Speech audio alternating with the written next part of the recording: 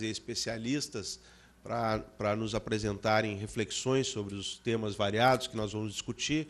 Eles têm o objetivo fundamental de instigar a nossa reflexão, a nossa discussão e a nossa elaboração posterior que nós fazemos nos grupos de trabalho.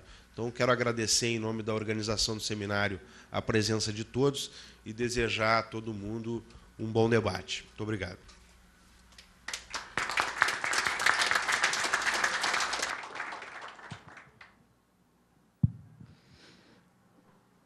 Bom dia a todos. Queria cumprimentar aqui o nosso ministro Tarso Genro, o companheiro Olívio Dutra, e todos os militantes, simpatizantes, lutadores sociais aqui do PT, que estão nesse nosso encontro, nesse sábado de manhã. Nós vamos passar, então, a palavra para a Esther Albuquerque, que vai ter 30 minutos, e eu aviso em 10 para fazer a sua exposição. Depois nós vamos iniciar aqui com também umas falas dos nossos debatedores.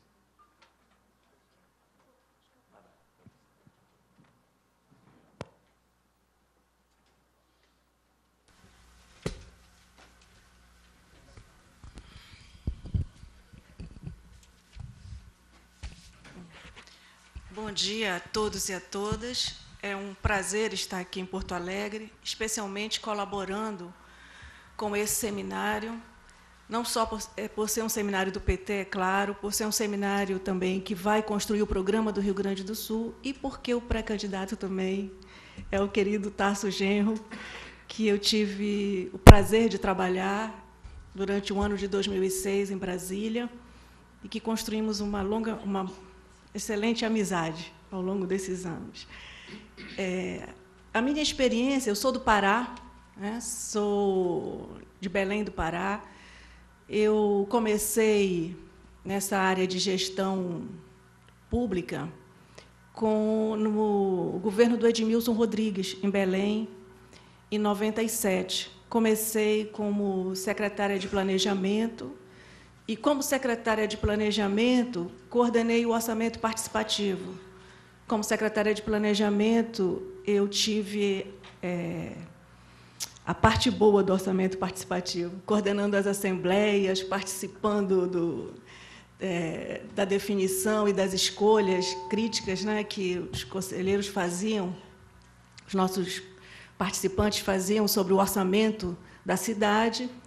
E, depois de ter essa experiência na Secretaria de Planejamento, com o orçamento participativo, eu fui para a Secretaria de Finanças. Passei 6 anos na Secretaria de Finanças de Belém. E aí eu vi o outro lado do orçamento participativo.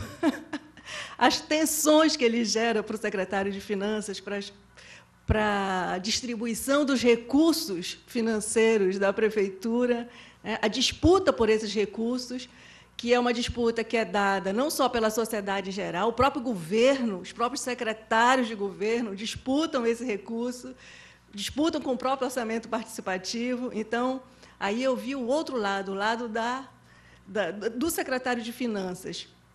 Bom, também, durante essa experiência na Secretaria de Belém, na Secretaria de Finanças de Belém, eu... depois da Secretaria de Finanças, fui para a Secretaria de Saúde, em Belém. Passei 1 ano como secretária de Saúde em Belém. E aí eu vi um outro lado da gestão participativa, vivenciei a questão do Conselho de Saúde. Não foi das melhores experiências da minha vida. Então, eu passei por essa experiência do orçamento participativo, depois passei por essa experiência também de dialogar com o Conselho de Saúde, como secretária de Saúde. Esses conselhos, eu não sei, acho que o Conselho Nacional também sofre de alguns desses problemas, o Conselho Nacional de Saúde, mas é um conselho que tem tensiona muito a gestão também, e, por ser deliberativo, é também, de certa forma, burocrático, né? E tem um diálogo extremamente difícil também. A experiência que eu tive foi essa. Então, eu passei por algumas experiências de diálogo com essas modalidades de gestão participativa, que praticamente todas elas vigoram, né? E até hoje, e também uma outra experiência que nós tivemos em Belém, muito interessante, foi do Congresso da Cidade, que eu acho também que Porto Alegre também teve essa experiência, se não me engano. Então, no Congresso da Cidade, diferente do orçamento participativo, nós já tentávamos dialogar sobre políticas públicas, não apenas sobre o orçamento, sobre os investimentos e as obras, mas um diálogo mais amplo sobre políticas públicas. E agora, desde 2004, no governo do presidente Lula, eu tive essa experiência como secretária do Conselho de Desenvolvimento Econômico e Social. Quero falar para vocês especificamente dessa experiência. Não vou falar de orçamento participativo, nós temos especialistas aqui na mesa, não me atreveria tanto, mas passei por conheço um pouco de todas essas experiências. Mas vou procurar falar do Conselho e, falando do Conselho de Desenvolvimento Econômico e Social, dialogar com as interrogações que nós temos ainda sobre participação, qual a melhor forma de fazer, quais os melhores instrumentos, ou a relação que se pode construir entre todos esses instrumentos. Por exemplo, a gente vivencia isso no governo federal também. Nós temos um conjunto amplo de conselhos nacionais de políticas públicas, temos as conferências, temos o Conselho de Desenvolvimento Econômico e Social. Qual é a relação possível entre esses diversos conselhos? Esses diversos conselhos constituem, de fato, uma rede? É possível constituí-los enquanto um sistema de participação? São interrogações que eu acho que todos os que trabalham com participação social ainda têm. Qual a melhor forma de constituir esses conselhos? A forma e o conteúdo são importantes no resultado do conselho? Então, algumas interrogações dessas eu vou tentar dialogar com isso, dialogar com essas interrogações a partir da apresentação da experiência do Conselho de Desenvolvimento Econômico e Social. Tá? Então, queria começar. Bom, o Conselho é um conselho de assessoramento à Presidência da República. Foi criado em 2003. O objetivo principal é institucionalizar uma arena pública de debates sobre o desenvolvimento, liderada pelo presidente da República, que é o presidente do Conselho. Então, o objetivo de partida ele já é um objetivo estratégico, né? O Conselho, ele, ao longo desses anos, desde 2003, são 6 anos em que eu acho que esse objetivo foi sistematicamente perseguido.